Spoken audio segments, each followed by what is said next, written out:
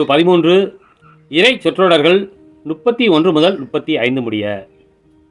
இயேசு மக்களுக்கு எடுத்துரைத்த வேறு ஓர் உவமை. ஒருவர் கடுகு விதையை எடுத்து தம் வயலில் விதைத்தார். அவ்விதை எல்லா விதைகளையும் விட சிறியது.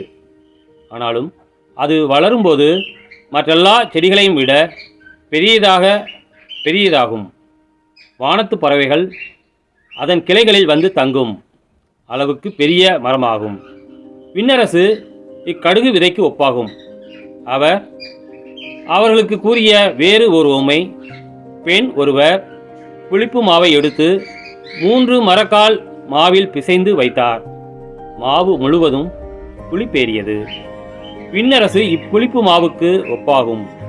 இவற்றை எல்லாம் இயேசு மக்கள் கூட்டத்துக்கு உவமைகள் வாயிலாக உரைத்தார். உவமைகள் இன்றி அவர் அவர்களோடு எதையும் பேசவில்லை. நான் உவமைகள் வாயிலாக பேசுவேன். உலகம் தோற்றம் முதல் மறைந்திருப்பவற்றை விளக்குவேன் என்று இறைவாக்கினர் உரைத்தது இவ்வாறு நிறைவேறியது. கிறிஸ்துவின் நற்செய்தி.